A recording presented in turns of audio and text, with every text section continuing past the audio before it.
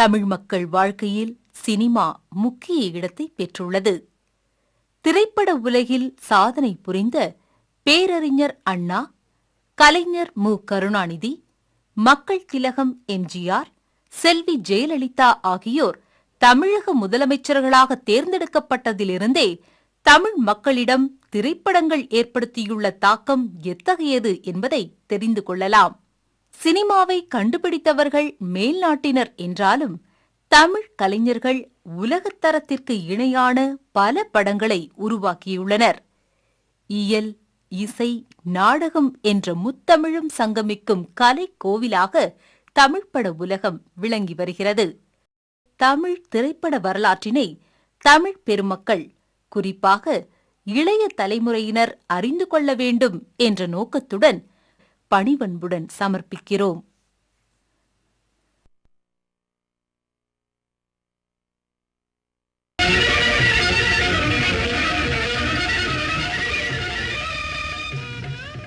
பொருள்கள் அசைவதை படமாக்கும் முயற்சியில் 1826ஆம் ஆண்டு முதலே பல விஞ்ஞானிகள் ஈடுபட்டனர்.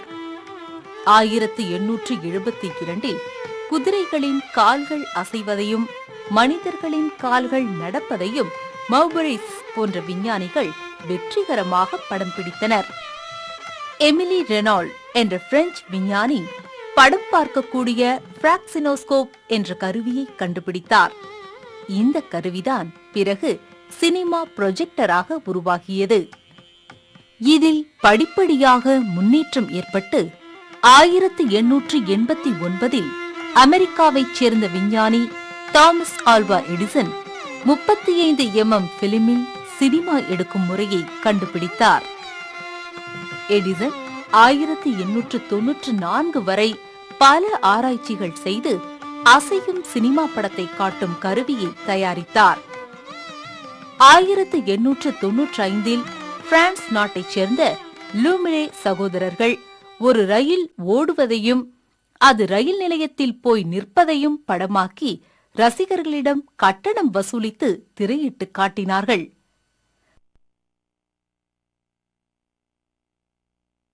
மக்கள் தொழிற்சாலையை விட்டு வெளியே வருவது, ஒரு சுவர் இடித்து தள்ளப்படுவது போன்ற சிறிய நிகழ்ச்சிகள்தான் ஆரம்ப காலத்தில் ஒலியற்ற சலனப் படங்களாக காட்டப்பட்டன. 1903ஆம் ஆண்டில் அமெரிக்காவில் கதை அம்சம் கொண்ட தி கிரேட் ட்ரெயின் ராபரி என்ற சிறிய திரைப்படம் 800 அடி நீளத்தில் தயாரிக்கப்பட்டது. இப்படம் மக்களிடம் பெரும் வரவேற்பை பெற்றது.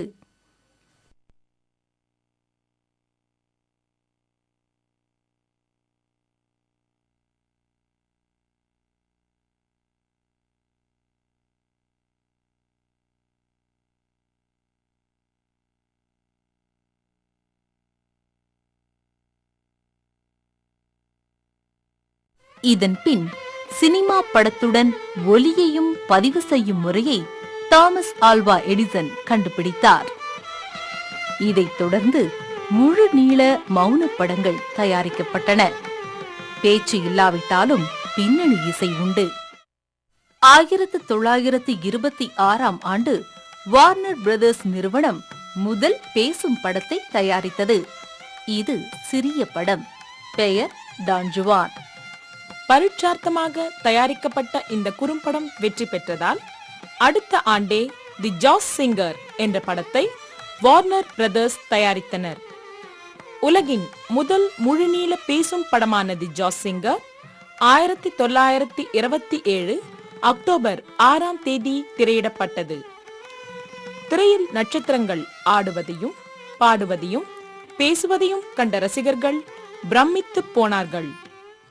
இந்தியாவில் 1896ஆம் ஆண்டு மேல்நாட்டில் தயாரிக்கப்பட்ட ஊமை படங்கள் முதன் முதலாக மும்பையில் திரையிடப்பட்டன. அதன்பின் ஊமை படங்கள் இந்தியாவில் தொடர்ந்து திரையிடப்பட்டு வெற்றிகரமாக ஓடின.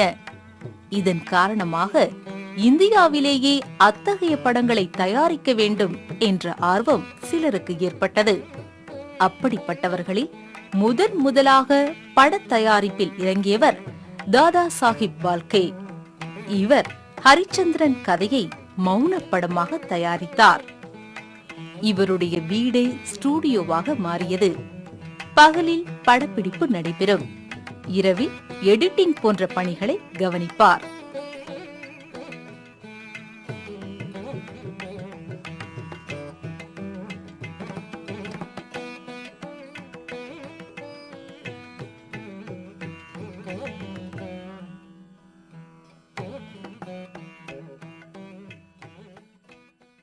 இவ்வாறாக இந்தியாவின் முதல் மௌனப்படமான ராஜா ஹரிச்சந்திரா சுமார் 3700 அடி நீளத்தில் தயாராகி முடிந்தது.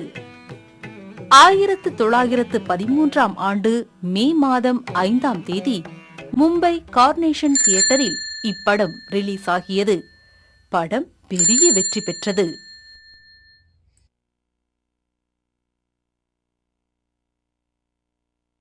தொழில்நுட்பம் வளராத அந்த காலத்திலேயே மெய்சிலிர்க்கச் செய்யும் தந்திர காட்சிகளை படமாக்கி தன் திறமையை வெளிப்படுத்தினார்.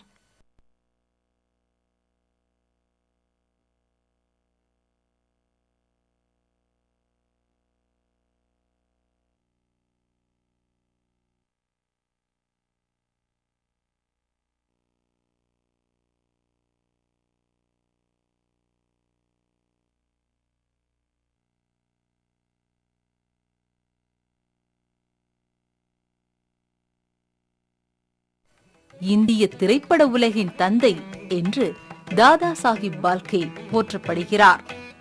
மௌன படங்களிலிருந்து பேசும் படத்திற்கு இந்தியா முன்னேறியது.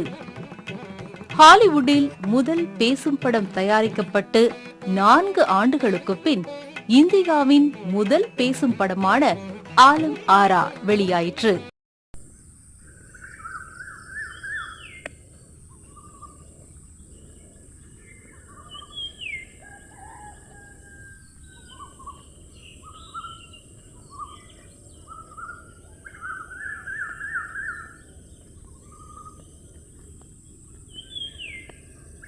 தமிழ்நாட்டில் 1897ஆம் ஆண்டில் சென்னையில் எட்வர்ட் என்பவரால் விக்டோரியா பப்ளிக் ஹால் என்ற இடத்தில் பொதுமக்களுக்கு மௌன படங்கள் காட்டப்பட்டன.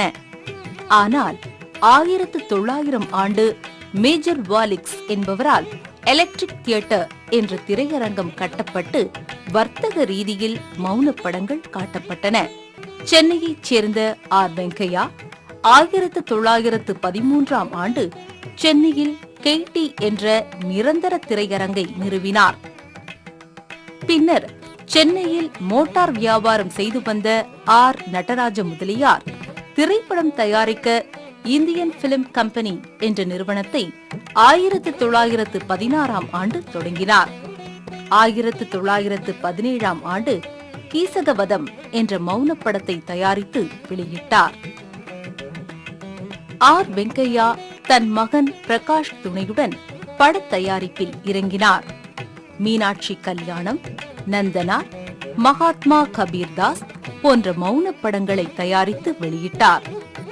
இக்காலகட்டத்தில் ஊமை படங்களை தயாரித்த மற்றொரு குறிப்பிடத்தக்க தயாரிப்பாளர் ஏ. நாராயணன் ஆவார். தென்னிந்திய திரைப்பட முன்னோடிகளில் ஒருவரான எஸ். சௌந்தரராஜன் தமிழ்நாடு டாக்கீஸ் என்ற பட நிறுவனத்தை தொடங்கி பல மௌன படங்களை தயாரித்தார்.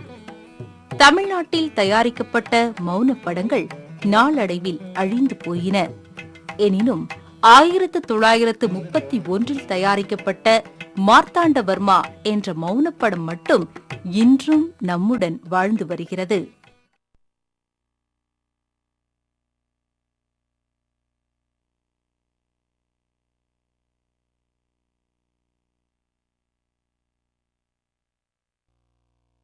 தமிழ்நாட்டு திரைப்படங்கள் 1931ஆம் ஆண்டு முதல் பேச ஆரம்பித்தன. இந்தியாவின் முதல் பேசும் படமான ஆலம் ஆரா வெளியான அதே 1931ஆம் ஆண்டில் அக்டோபர் 31ஆம் தேதி தமிழின் முதல் பேசும் படமான காளிதாஸ் வெளியாகியது. ஆலம் ஆரா படத்தை தயாரித்த அர்தேஷ் இரானிதான் காளிதாஸ் படத்தையும் தயாரித்தார். படத்தை H.M. ரெட்டி டைரக்ட் செய்தார். தமிழின் முதல் பேசும் படத்தின் கதாநாயகியாக நடித்தவர் என்ற பெருமைக்கு உரியவர் T.P. ராஜலட்சுமி. இவர் திருச்சியைச் சேர்ந்தவர். முன்னதாக ஊமை படங்களிலும் நடித்தவர். காளிதாஸ் தமிழுக்கு மட்டுமல்ல, தெலுங்குக்கும் முதல் படமாகும். முற்றிலும் தமிழ் பேசும் முதல் திரைப்படமாக காலவா என்ற படம் 1932 வெளிவந்தது. சம்பூர்ண ஹரிச்சந்திரா என்ற படம் வெளியாயிற்று. தமிழ் திரையுலகின் தந்தை என்று போற்றப்படுபவர் டைரக்டர் கே. சுப்பிரமணியம். 1934 இவர் டைரக்ட் செய்த பவளக்கொடி மூலமாக M.K. தியாகராஜ பாகவதர் நடிகராக அறிமுகமாகி தமிழ் பட உலகின் முதல் சூப்பர் ஸ்டாராக புகழ் பெற்றார். M.S. சுப்புலட்சுமியை சேவா சதனத்திலும் T.R. ராஜகுமாரியை கச்ச தேவயானியிலும் அறிமுகப்படுத்தினார். தமிழ் பட உலகின் முதலாவது பொற்காலத்தை உருவாக்கியவர்களில் முக்கியமானவர் ஏழிசை மன்னர் M.K. தியாகராஜ பாகவதர். கே. சுப்பிரமணியத்தின் இயக்கத்தில் நவீன சாரங்கதரா என்ற படத்தில் நடித்தார். இப்படத்தில் இடம்பெற்ற சிவபெருமான் கிருபை வேண்டும் என்ற பாடல் மிகவும் புகழ்பெற்றது. சிவபெருமான் கிருபை வேண்டும்.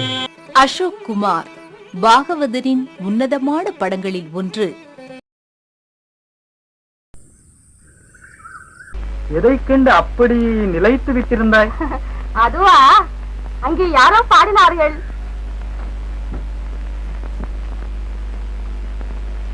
ஆஹா, அந்த குரலின் இனிமையை என்னால் வர்ணிக்க முடியவில்லை. போங்கள். எங்கே? அங்கேதானே பாடினது நம் குமாரன் குணாளனாகத்தான் இருக்க வேண்டும். அப்படியா? ஆமா, சங்கீதம் தான் அவனுக்கு உயிர். திஷா, அவனை இப்போதே இங்க வரவழைக்கிறேனே. ஏன்? நீ போதும் என்கிற வரையில் பாடச் சொல்வதற்குத்தான். அது மட்டுமல்ல, சிறு வேடங்களில் நடித்து வந்த எம்ஜிஆருக்கு பாகவதருடன் இணைந்து உணர்ச்சி பயமாக பேசி நடிக்கும் வாய்ப்பு இந்த படத்தில்தான் கிடைத்தது. மகேந்திரா, நீ என் கண்களை குருடாக்க போகிறாயா?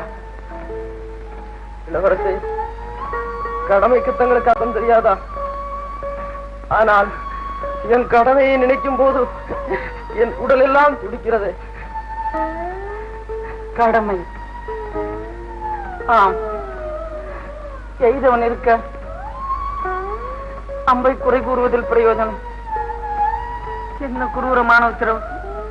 இன்ப காட்சிகளை ரசிக்கும் என் கண்களை நீங்கள் திடீரென்று அபகரித்துக் கொள்வதா? மகேந்திரா, அந்த கோல்களை எடு.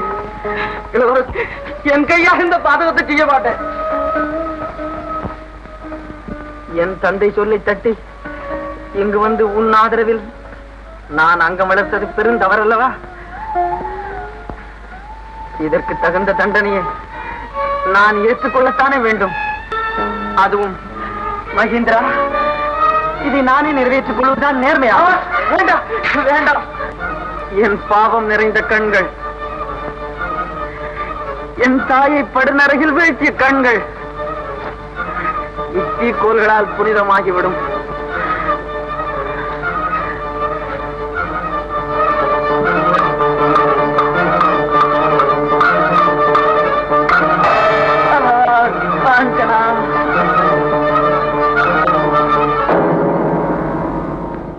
ஆயிரத்தி 1944 தீபாவளிக்கு வெளிவந்த ஹரிதாஸ் சரித்திரம் படைத்தது.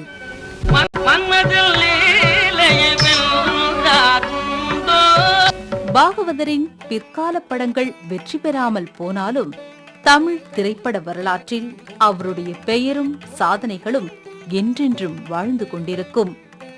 அவருடைய இசை காற்றுள்ள வரை தமிழர்களின் செவிகளில் எதிரொலித்துக் கொண்டிருக்கும்.